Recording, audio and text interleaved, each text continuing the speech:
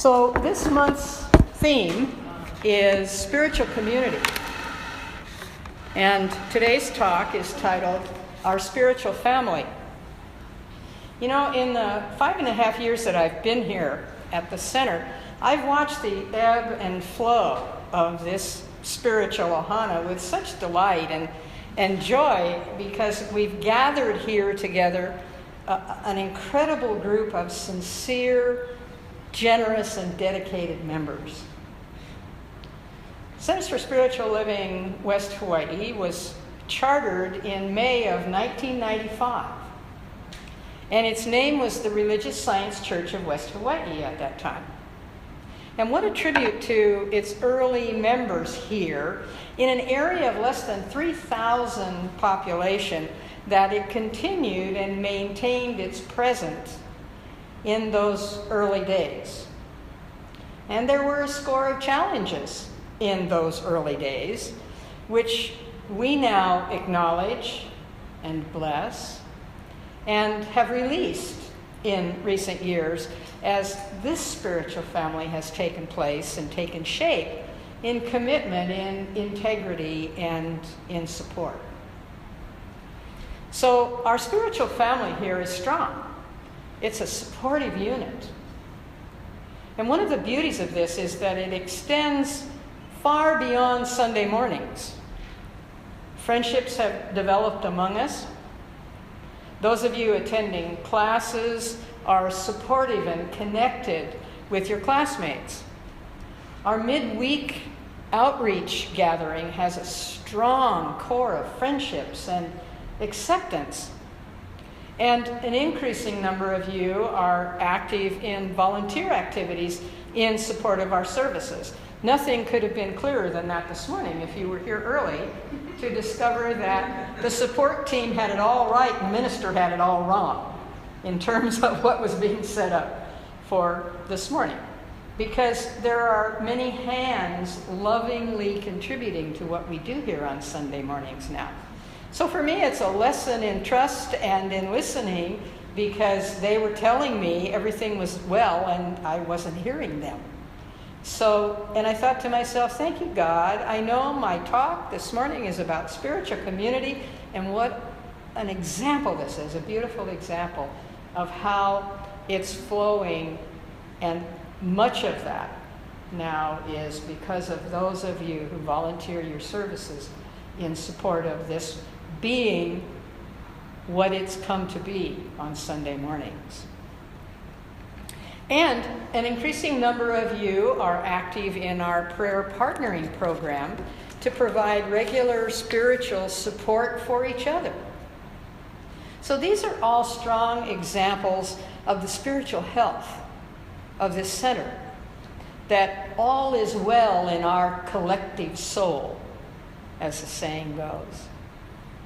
And these are the steps that bring us to this moment in time, what Gene Houston calls the open moment, to move further into our collective communities, because I look around the room and some of you are from other than Waikoloa, so we have representation from a large portion of the north end of the island.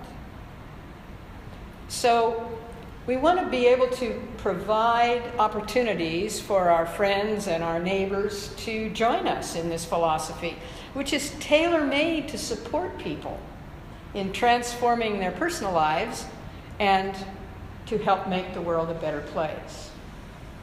So the open moment is a phrase attributed to Gene Houston, which many of you are familiar with, I'm sure. She's a world-renowned author. She's written over 30 books, including A Passion for the Possible, I love that, The Possible Human, The Way to Awaken, and most recently, The Wizard of Us.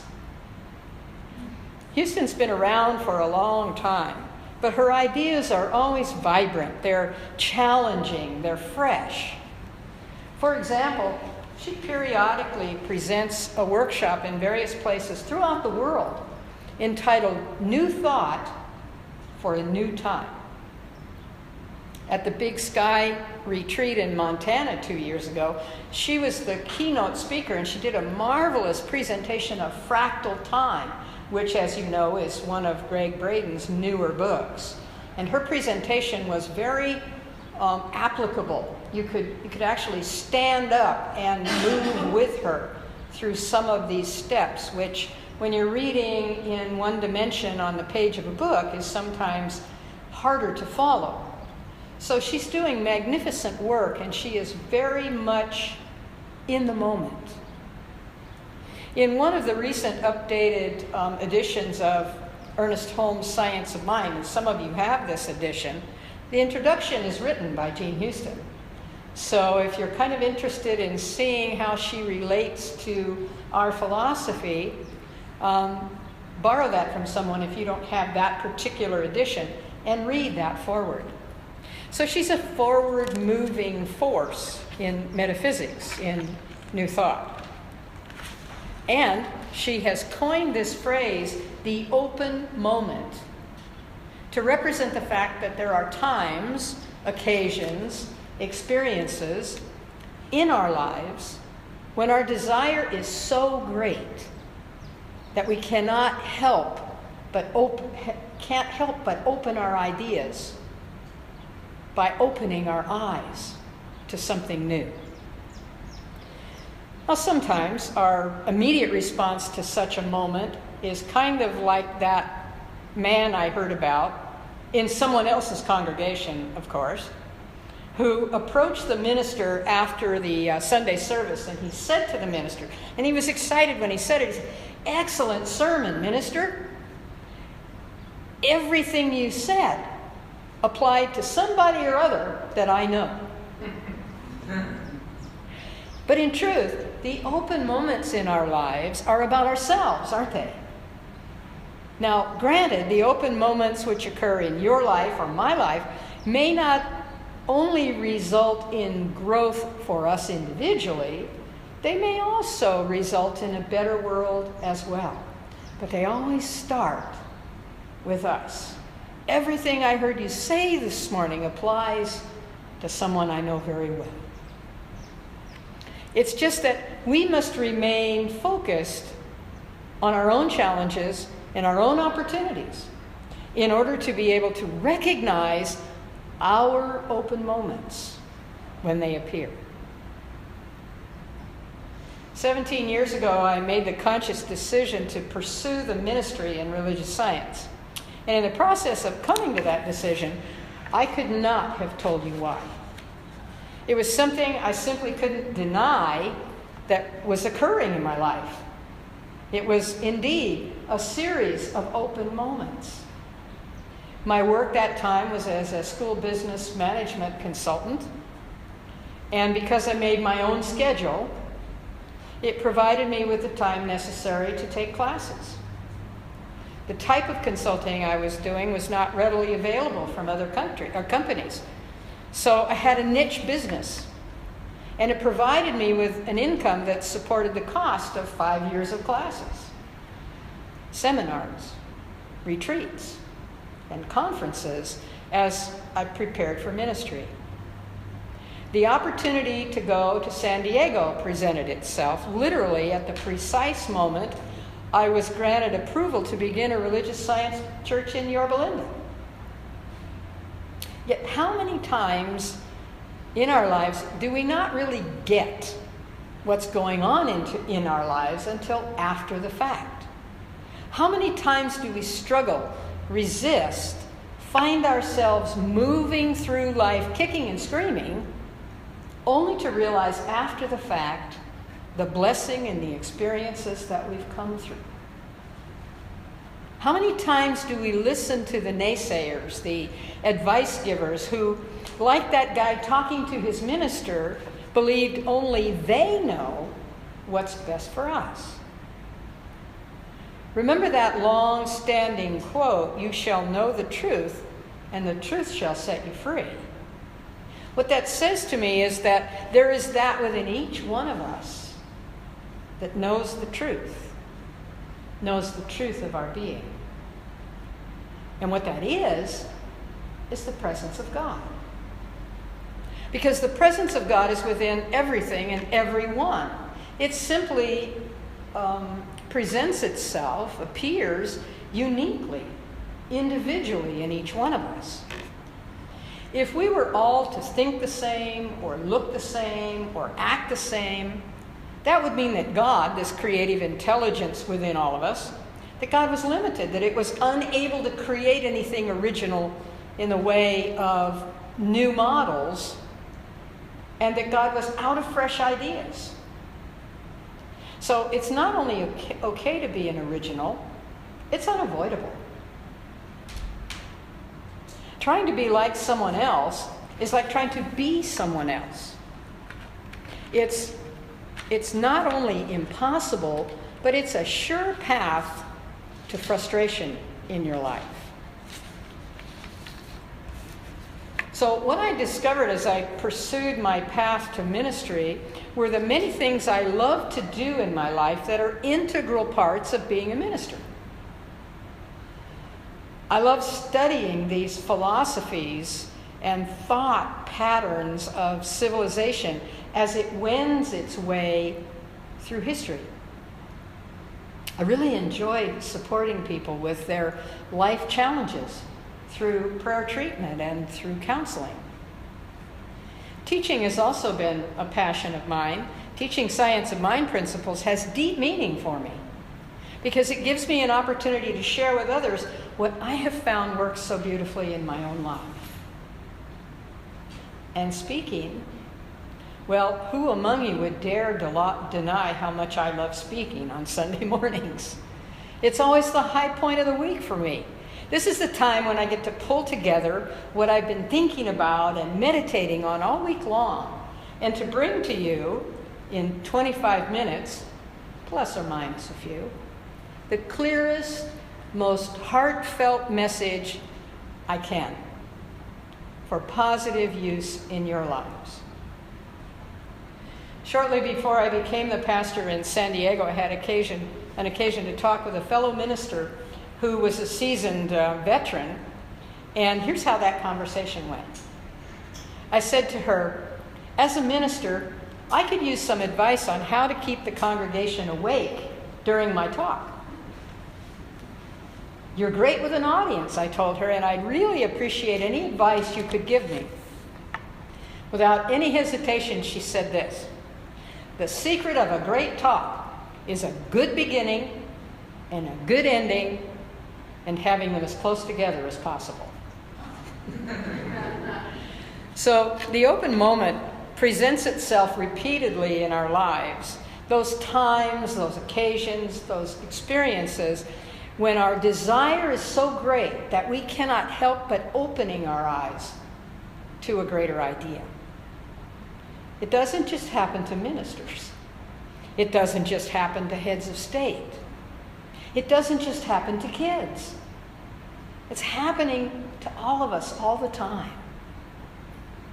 And though it's become very clear to me that ministry is what I've come here to do, it's equally clear to me that each of you has come onto this planet and into the lives of those around you and into this room on Sunday mornings on very high purpose. I really get that. And I really see the blessing in that. Gandhi's message to the world, I am my message, is true of all of us.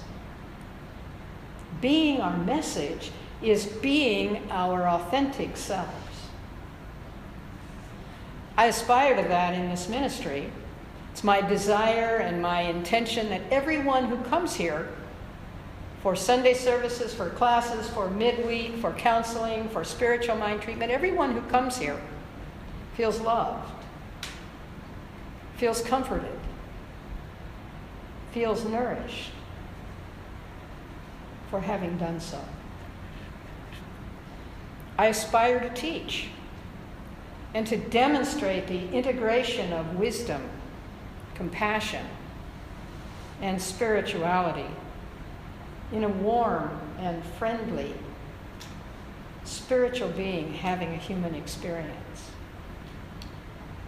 This is what I came to do here.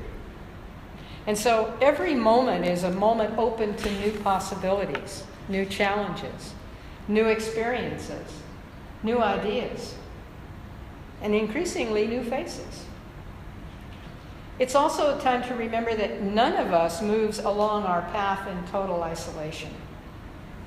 I have a little story to share with you that I think you'll remember for a long time, probably longer than this talk, in the context of an open moment. This is the story of a woman from Lansing, Michigan, who was vacationing in Florida. She found a secluded spot on the roof of the hotel she was staying in and decided to do some sunbathing. Since there was nobody else around anywhere, she decided to remove all of her clothing so that she could get one of those overall tans to brag about when she went home. Well, within about a half an hour, though, the hotel manager arrived on the rooftop, and he was looking very flustered and quite embarrassed. Averting his eyes, he stood over her and insisted that she cover up. In response to her questioning him, he agreed that no one else was in sight on the roof. But, he admonished her, she was stretched out on the dining room skylight.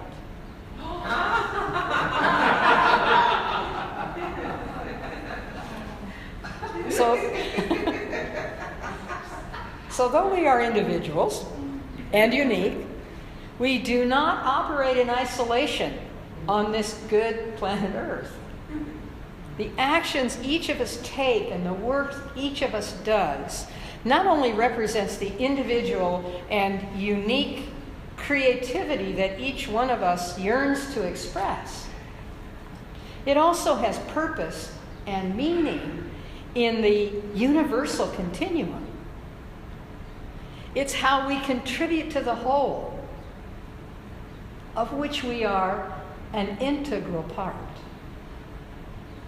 When we're being our authentic selves, we see a continuing series of open moments.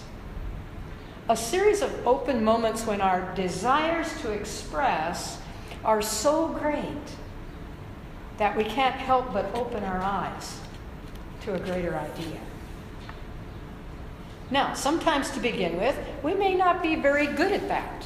We may not be very good at doing what we feel we're guided to do. Whether it's participating in sports, dancing, doing woodwork, painting a house, the first few times we do something new, we don't know more than we do know about what we're doing. But when we do know, that's when it's something we truly want to do, something we are drawn to. This is what we know, even though we don't necessarily know how to do it. This is something we truly want to do, that we're drawn to. Then it's time to really go for it, to learn about it, to learn it, and to get better at it. So rather than wasting energy and effort in doubt or uncertainty, use that energy and that effort to trust your intuition, that incredible spark of creativity that guides and directs you.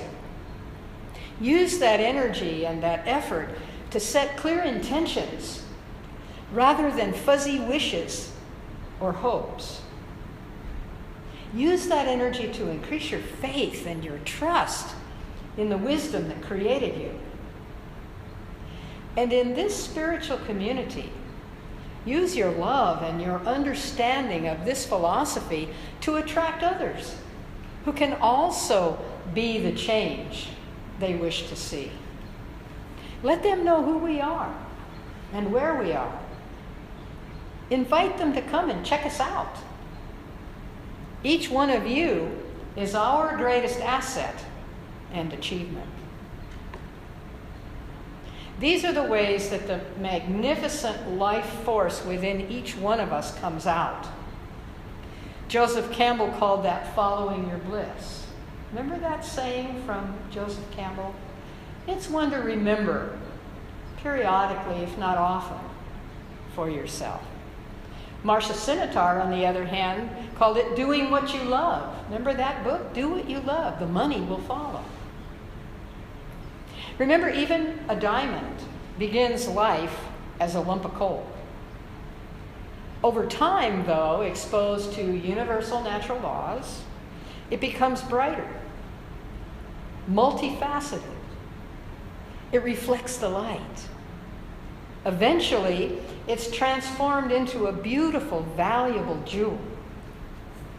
Its potential is realized, and it expresses its authentic self. It's truly a diamond day in our own lives when we let that truth break through in us. It's a day as bright and perfect as a large diamond sparkling in the sunlight. Remember the kid who was asked one time, what would it take to make your mom perfect? And the answer from that little boy was, on the inside, she's already perfect. On the outside, I think maybe some kind of plastic surgery. Indeed, our authenticity, our authentic self is already perfect on the inside. And in each moment, each open moment, we have the opportunity to express that on the outside too, to let that shine through. So let today be that kind of a day for you. Open up to your own possibilities. Let those qualities and attributes be seen. The universe supports you and me in every open moment. Take some time to create and support those open moments for those you love. And so it is. And so it is.